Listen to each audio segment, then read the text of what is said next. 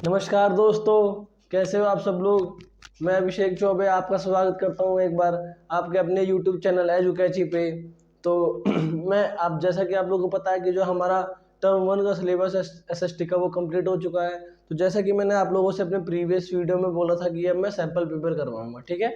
तो आज हम जो हमारा सैम्पल पेपर है सीबीएसई का क्लास 9 का वो करने जा रहे हैं, ठीक है।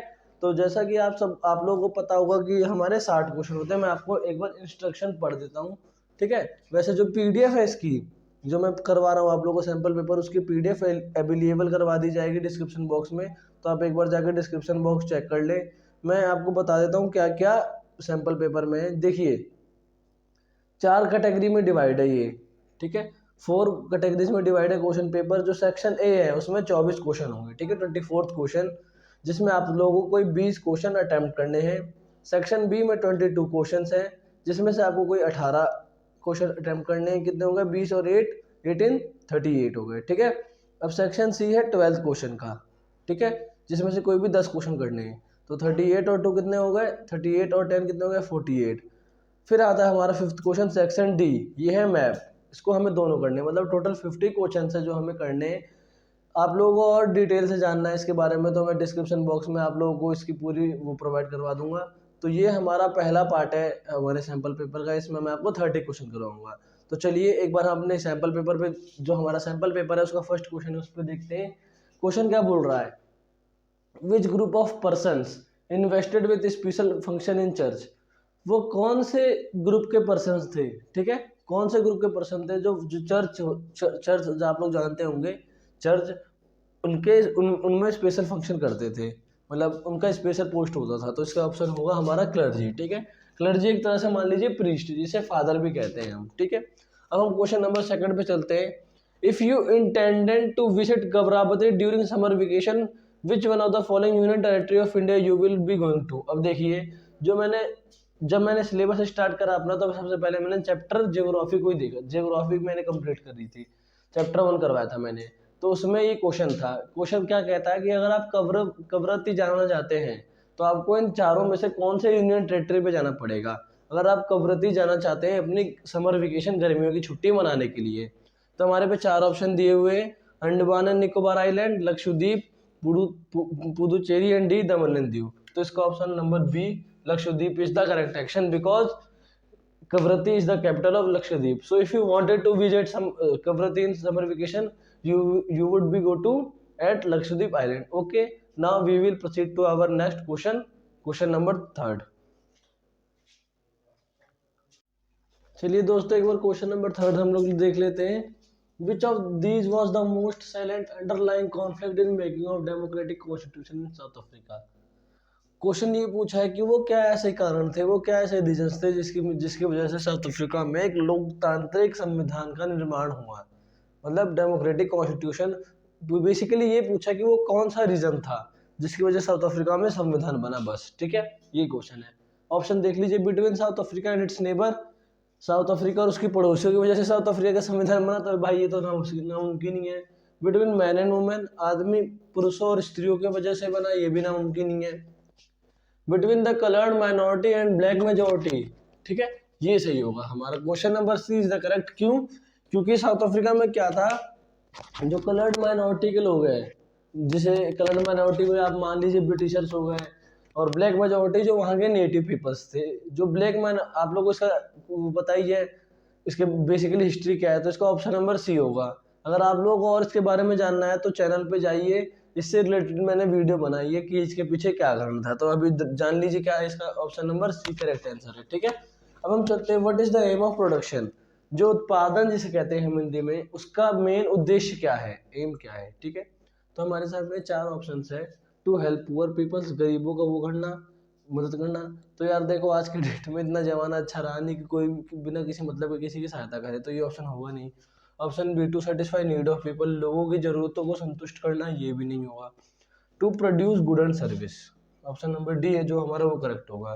क्या जो क्वेश्चन पूछा है, प्रोडक्शन का मेन उद्देश्य क्या है? लोगों तक सेवा, जिसे सर्विस कहते हैं, गुड, सामान, वस्तुओं को पहुंचाना, ठीक है। हमारे 4 क्वेश्चन कंप्लीट हो गए। अब हम नेक्स्ट क्वेश्चन पे चलते हैं।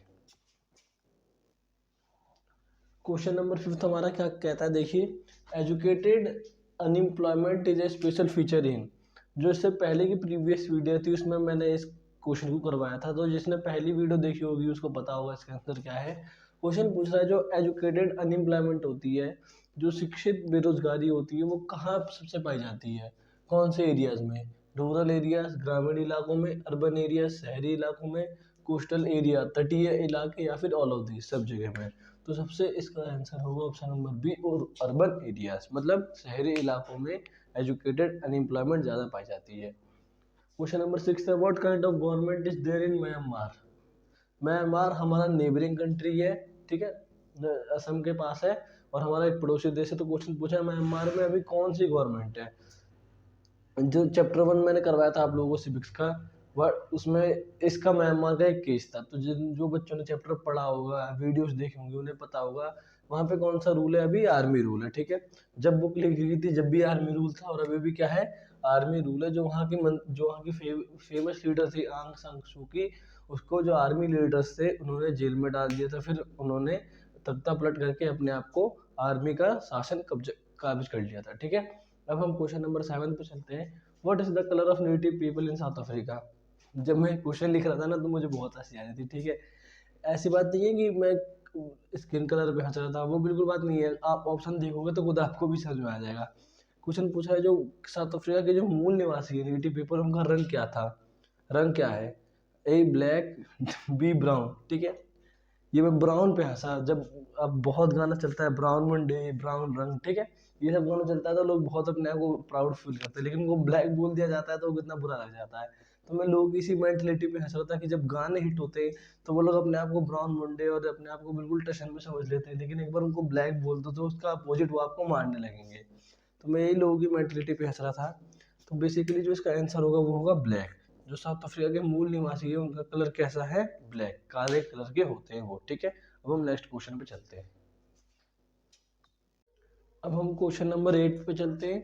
जो क्वेश्चन नंबर 8 है आप लोग ध्यान से देखिएगा। जो क्वेश्चन नंबर हमारा 8 है वो ये बात करता है कि जो सीक्वेंस जो आप लोग देख रहे हैं, ये इवेंट है, ये सारे घटनाएं हैं, उनको हमें क्रोनोलॉजिकल ऑर्डर में लगाने हैं। मतलब पहले कौन सी घटना हुई, फिर कौन सी हुई, मतलब उनको असेंडिंग ऑर्डर में लगानी है, पहले कौन सी हुई फिर कौन सी हुई, समझ रहे हो आप लोग, मतलब जो जिससे एक प्रॉपर मैनर बन जाए।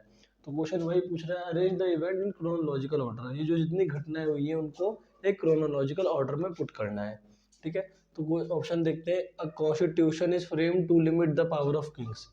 एक संविधान बनाया गया किसके, राजाओं के शक्तियों पे अंकुश लगाने के लिए। तो ये कब हुआ था, कॉन्स्टिट्यूशन कब बना था, आप लोग को याद हो तो 1781 में, सॉरी 1791 में ये बना था, 1791 में संविधान बना था, ठीक है।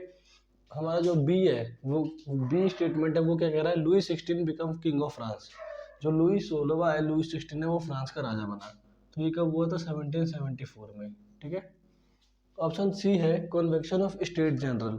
जो स्टेट जनरल थे उन्होंने अपने आप को नेशनल असेंबली में कन्वर्ट करा था, कब, 1789 में, ठीक है। तो ये मतलब इसमें हमें करना क्या है, बेसिकली पहले कौन सी इवेंट हुई उसको हमें समय प्रॉपर उसमें डालना है, ऑर्डर में। अब सबसे लास्ट में आता है France became an Republic. France एक गणराज्य बना, एक रिपब्लिक स्टेट बना, कब, 1792 में लेके 1793, ठीक है। तो अब देखिए सबसे पहले घटना कौन सी हुई है, साहब ये ऑप्शन नहीं है, ऑप्शन ये है, ठीक है। ये सारे क्या है, इवेंट्स। अब हमारे सामने जो रियल ऑप्शन है वो ये है, ABCD। तो देखिए सबसे पहले क्या हुआ था, लुई 16 बिकम फ्रांस, सेकंड, ठीक है। फिर convocation of state general, third. फिर constitution is frame two first, fourth. तो option number B is the correct answer. आप लोग एक बार इस क्वेश्चन को ध्यान से देख लीजिएगा। अब हम क्वेश्चन नंबर 9 पे चलते हैं। वो कौन सा ऐसा भारत देश में जगह है जो समुद्र से घिरा हुआ है, जो समुद्र में है तीनों जगहों से, 3 साइड्स से, कन्याकुमारी, मदुरई, कोची या विशाखापट्टनम। तो इसका ऑप्शन होगा कन्याकुमारी। क्यों, कन्याकुमारी बिल्कुल सदर्न मोस्ट पार्ट है हमारे उसका कंट्री का, और वो तीनों तरफ से पानी से, वाटर से घिरा हुआ है। आप लोग मैप देखोगे तो आप लोग को एक बार लोकेशन देखना कन्याकुमारी की, तो आपको इस क्वेश्चन का आंसर मिल जाएगा। अब हम नेक्स्ट क्वेश्चन पे चलते हैं। तो जो हमारा क्वेश्चन नंबर 10 है वो बिल्कुल same as it is 8th question की तरह है।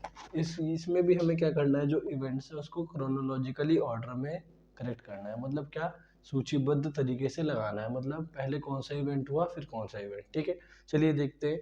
पहला है डायरेक्टरी रूल्स फ्रांस। ये कब हुआ था साहब? 1792 से लेके 1793। ठीक है। बी क्या है हमारा? Draft of the constitution. संविधान कब बना था? आप लोग ये बिल्कुल अच्छे से याद कर लीजिए, 1791। ठीक है। दो इवेंट हमें पता लग गए कब कौन सा हुआ। तीसरा, oath of the tennis court. Tennis court की शपथ कहाँ हुई? सॉरी, टेनिस कोर्ट की शपथ कब हुई? ठीक है, कहाँ हुई? तो वर्सालिस में हुई थी। वर्सालिस में हुई कब? 20 जून 1789 में टेनिस कोर्ट ओथ हुई। ठीक है। जो हमारी डी है, डी लुई 16 वॉज गुलेटियन। लुई 16 को गुलेटियन पे चढ़ाया गया। ये कब हुआ था? जुलाई 1794। ठीक है। तो अब हमारे पास सबकी टाइमिंग आ चुकी है। क्या क्या? 1792 टू 1793। तो सबसे पहले कौन सा हुआ इसमें? Option number C, third. ठीक है। फिर क्या आता है हमारे पास? सेकंड, 1791। ठीक है।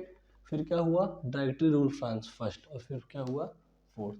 तो क्वेश्चन नंबर सी होगा इसका, बिल्कुल करेक्ट होगा। ठीक है। अब हम चलते हैं क्वेश्चन नंबर 12 पे। क्वेश्चन नंबर 11 पे। वो कौन सी खरीफ क्रॉप है जो रेनी सीजन में उगती है? कौन सी खरीफ क्रॉप की बात हो रही है यहाँ? खरीफ क्रॉप जो बरसात के मौसम में होती है। तो इसका आंसर होगा ज्वार। ठीक है। ज्वार एक खरीफ फसल है जो कि कब होती है? बरसात के मौसम में, तन्हाई की हालत में। चलिए नेक्स्ट क्वेश्चन पे चलते हैं। तो चलिए दोस्तों, एक बार क्वेश्चन नंबर 12 पे देखते हैं क्या लिख रहा है। Question number 12, what are the major determinants of the earning of any individual in the market? वो कौन से प्रमुख स्तंभ है, कौन से जो मेन पिलर है जिसकी वजह से कोई भी मनुष्य, कोई भी व्यक्ति मार्केट में पैसे कमा सकता है? वो मतलब किसका सहारा लेके वो इंसान अपने आप को डेवलप्ड बना सकता है, विकसित कर सकता है? ऑप्शन जो हमारा पहला क्वेश्चन ऑप्शन है, ट्रेनिंग एंड डेवलपमेंट, कौशल और विकास। ये तो नहीं हो सकता। बी, एजुकेशन एंड स्किल, शिक्षा और कौशल। Option number C, health and life expectancy. ये भी नहीं होगा। हमारा जो ऑप्शन नंबर बी होगा वो करेक्ट होगा। जिन जिन बच्चों ने मेरी प्रीवियस वीडियो देखी होगी, chapter 2 human people as a resource economics की, उसमें ये क्वेश्चन था। तो जिन लोगों ने मेरी पहली वीडियो देखी होगी उसको, उन लोगों को इस आंसर के बारे में इजीली पता होगा। अब हम क्वेश्चन नंबर 13 पे चलते हैं। क्वेश्चन ये पूछा है कि वो कौन सी अंग है भारतीय लोकतंत्र का जिसे प्रत्यक्ष डेमोक्रेसी कहते हैं? अब ऐसा सवाल क्यों पूछा गया? क्योंकि जो हमारा भारत देश है वो क्या है? इनडायरेक्ट डेमोक्रेसी होती है हमारे भारत देश में। इसीलिए ये क्वेश्चन पूछा गया है, भारत देश में वो कौन सी बॉडी है जहाँ पे डायरेक्ट डेमोक्रेसी, प्रत्यक्ष लोकतंत्र होता है? मतलब जहाँ जो लोग हैं, जो पर्सन है, वोटर्स है, वो सीधा उम्मीदवार को वोट डालते हैं। ठीक है, बिना किसी ऑब्स्टेकल, मतलब बिना किसी उसके, जैसे हमारे प्रधानमंत्री के चुनाव में होता है ना, पहले मेंबर होते हैं, फिर उनको वोट दो, फिर सब वोट मिला के काउंट होते हैं। लेकिन डायरेक्ट डेमोक्रेसी में क्या होता है, जो पर्सन होते हैं वो सीधा किसको वोट देते हैं? अपने रिप्रेजेंटेटिव्स को। ठीक है, तो इसका आंसर होगा ग्राम सभा। ठीक है, आप लोगों ने गांव में देखा होगा मुखिया के चुनाव या फिर प्रधान के चुनाव में जो पर्सन होता है, हमें पता होता है कि इस पर्सन को वोट देने से वो जीत जाएगा। सिंपल, इसमें कोई किसी प्रकार की कन्फ्यूजन नहीं रहती। तो क्वेश्चन नंबर 13 कंप्लीट हो गया। अब हम नेक्स्ट क्वेश्चन पे अपने चलते हैं। क्वेश्चन नंबर 14 है, वो हमसे क्या पूछ रहा है? When was the constitution of India adopted? Bharat का संविधान है, जो हमारे देश भारत है, उसका संविधान कब बना? कब इन्फोर्स, कब लागू होने की बात नहीं बोली है यहाँ पे। मैं आप लोगों को श्योर, आप लोग एक बार श्योर हो जाइए, यहाँ पे बात हुई है एडॉप्टेड। ठीक है, बना। अगर इन्फोर्स लिखा होता तो होता 26 जनवरी 1950, लेकिन यहाँ पूछा कि कब बन के कंप्लीट हुआ। ठीक है, तो इसका ऑप्शन होगा 26 नवंबर 1949। बच्चे कभी कभार डेट देख के कंफ्यूजन में हो जाते हैं, 26 नवंबर 26 जनवरी ये लगा देते हैं। लेकिन आप लोगों को हमेशा माइंड में रखना है कि संविधान कब बन के तैयार हुआ हमारा? 26 नवंबर 1949। ठीक है, फिर से हम चलते हैं। अरे यार, ये तो हिस्ट्री के 3 क्वेश्चन आए और तीनों को अरेंज पता नहीं क्या, सबको क्रोनोलॉजिकल ऑर्डर में करना। चलिए कोई बात नहीं, हम करते हैं इसको जैसा कि हम पिछले 2 क्वेश्चन में करते हैं। पहले हम टाइम देखेंगे, पहले कौन सी घटना घटी। ठीक है, तो क्वेश्चन नंबर स्टेटमेंट 1 है, Louis 16 face impending raising going descent society. Louis 16 जब राजा बना तो जो उसका वो था, जैसे भंडार कहते हैं, राजकोष, वो बिल्कुल खाली था और समाज में अराजकता फैली थी। तो ये कब की बात है? 1774 की। ठीक है, पहला हमारा इवेंट पता लग गया। दूसरा, नेपोलियन डिफीटेड एट वाटरलू। जो नेपोलियन बोनापार्ट एक महान राजा था फ्रांस का, उसकी कब पराजय हुई? ठीक है, तो इसका आंसर था 1815, वाटरलू में हारा था। वाटरलू जगह का नाम है। तीसरा स्टेटमेंट क्या बोल रहा है? थर्ड स्टेट, जो तीसरी स्टेट थी, उसने नेशनल असेंबली बनाई। कब? ये कब हुआ था? 1789 में। ठीक है सर। अब हमारा जो आखिरी स्टेटमेंट बना, Napoleon become emperor of France. Napoleon France का राजा बना। कब बना था ये? 1804। तो अब हमारे पास सबकी टाइमिंग आ गई है। अब हम उस हिसाब से इसको क्रोनोलॉजिकल ऑर्डर में करते हैं। पहला क्या है? लुई 16 फेस इम्पीडियंट रेजर, तो हमारा फर्स्ट ये रहा। फिर क्या हुआ था? Third state forms national assembly, तो फर्स्ट और थर्ड। ठीक है, फिर हमारे पास क्या आता है? फोर्थ, नेपोलियन बिकम, तो इसका ऑप्शन नंबर सी ये वाला करेक्ट होगा। अब हम नेक्स्ट क्वेश्चन पे चलते हैं। चलिए अब हम अपने नेक्स्ट क्वेश्चन की तरफ चलते हैं। जो क्वेश्चन नंबर 16 है वो क्या पूछता है हमसे? India share its boundary with, जो भारत देश है वो किससे अपनी बाउंड्री, किससे अपनी जो बाउंड्री है वो किससे साझा करता है, शेयर करता है। ठीक है, उससे पहले मैं आपको इसका आंसर बताऊं, चलो मैं आपको एक बार दुनिया की सैर करा लाऊं। चलो देखते हैं कैसे हम दुनिया की सैर करेंगे। ये आ गया हमारे पास ग्लोब। ठीक है, आप लोगों को क्या लगा फ्लाइट से ले जाऊंगा या फिर इतनी एनिमेशन टेक्नोलॉजी हो रही है? ठीक है, ऐसा है नहीं। मैं आप लोगों को ग्लोब की मदद से दिखाऊंगा कि भारत है वो अपना किससे साझा करता है। तो मैं चाहूंगा थोड़ा कैमरा मेरे को खुद ही वो करना पड़ रहा है आज।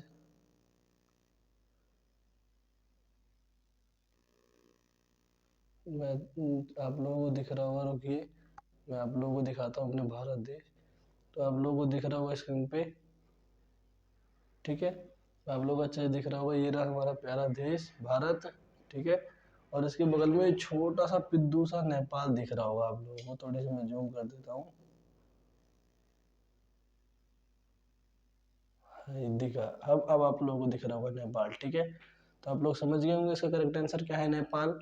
अब जो हमारे ये अब नेपाल दिख गया होगा। अब मैं चाहूंगा आप लोग और भी देश देख लो जो जो इसमें आए हैं। ठीक है, चलिए तो सबसे पहले रशिया देखिए, रशिया कितना ऊपर है।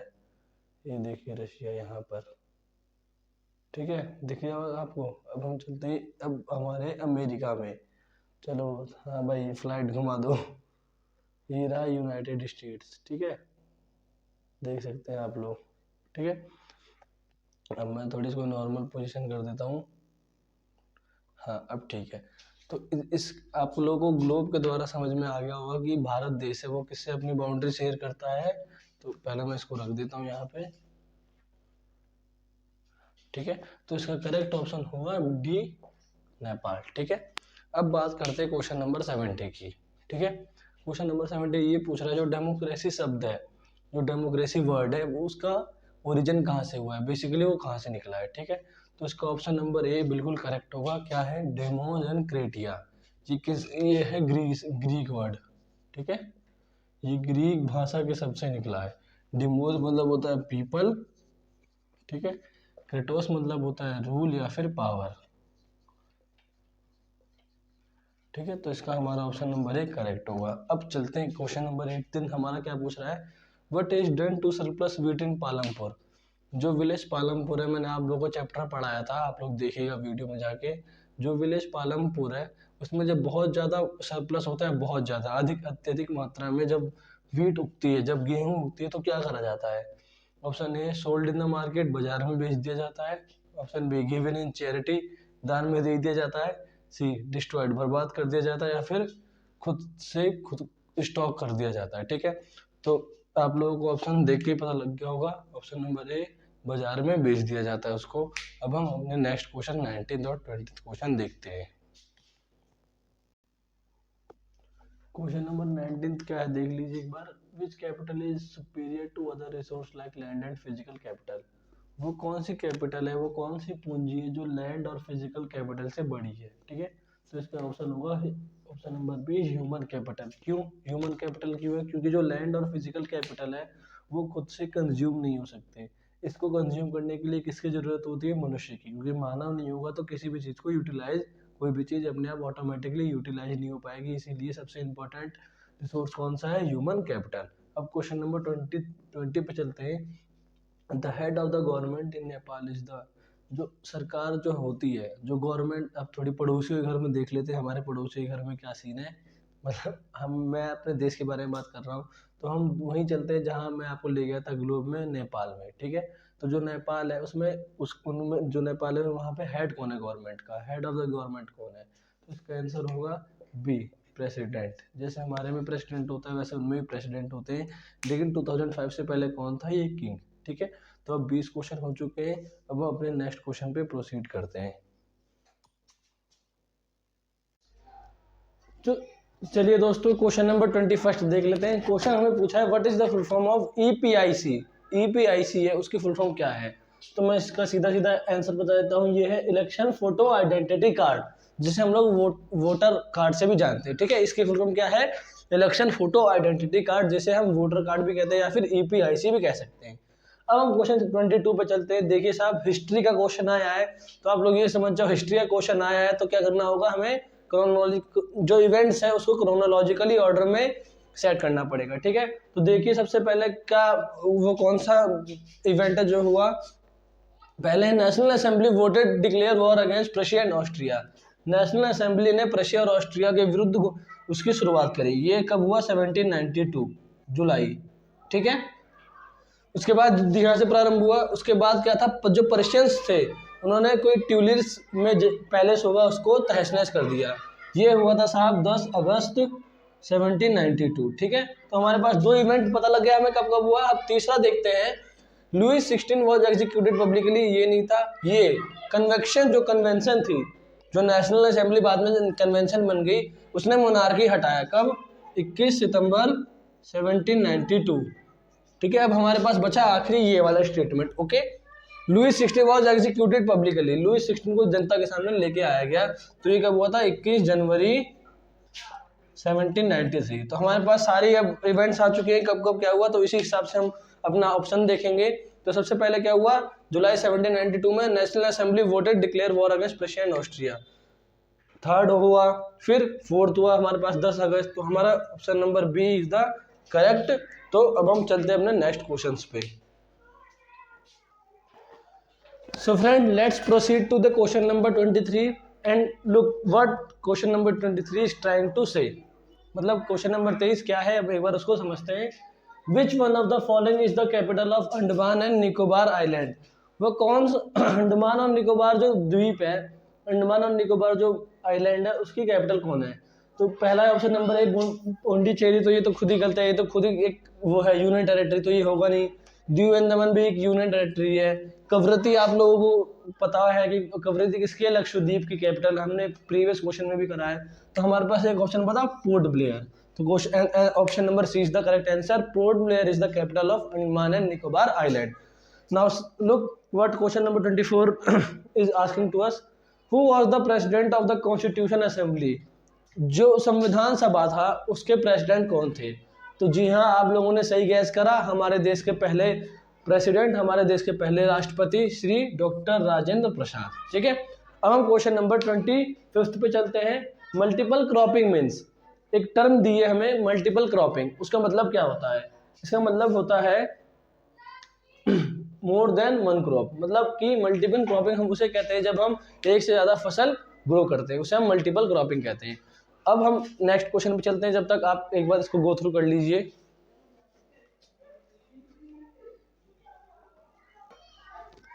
चलिए दोस्तों, क्वेश्चन नंबर 26 देखते हैं। तो क्वेश्चन नंबर 26 क्या कहता है हमसे? विच क्लास मेजॉरिटी है meagre education and low skill formation? Meagre मतलब होता है अल्प, अल्प मतलब होता है कम, ठीक है। अल्प मतलब होता है कम, ठीक है। तो इसमें क्वेश्चन हमसे ये पूछा है कि वो कौन सी मेजॉरिटी, मतलब वो कौन सी क्लास है जिसमें एजुकेशन और स्किल फॉर्मेशन बहुत ही कम होती है? कौन सी क्लास, मतलब कौन से वर्ग के लोग हैं?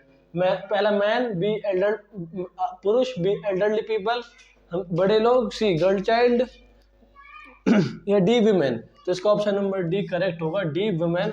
वुमेन ग्रुप ऐसा है जहाँ पे एजुकेशन और स्किल फॉर्मेशन की बहुत कमी होती है। अब हम चलते हैं क्वेश्चन नंबर 27 पे। During which period did China record its worst feminine in the world history. मतलब वो कौन सा ऐसा पीरियड था जब चाइना में विश्व के इतिहास में सबसे भयंकर अकाल पड़ा, सबसे भयंकर भुखमरी का दौर आया चाइना में, ठीक है। तो इसका आंसर है 1958 से 1961। 1958 से 1961 में चाइना में इतना भीषण अकाल आया था जिसकी वजह से 3 करोड़ जो चाइनीज लोग थे वो मारे गए थे। लेकिन आज आप चाइना के लोगों को आप गुड लक कहेंगे या फिर उनकी मेहनत, इसको मेहनत कहिए तो मैं ज़्यादा मेहनत शब्द में इस्तेमाल करना चाहूँगा उन लोगों के लिए कि उन्होंने अपने मेहनत और अपनी स्ट्रेटजी के दम पे आज वो अमेरिका जैसे सुपर पावर को पीछे करके आज जो वर्ल्ड की सबसे रिचेस्ट कंट्री बन चुकी है, ठीक है।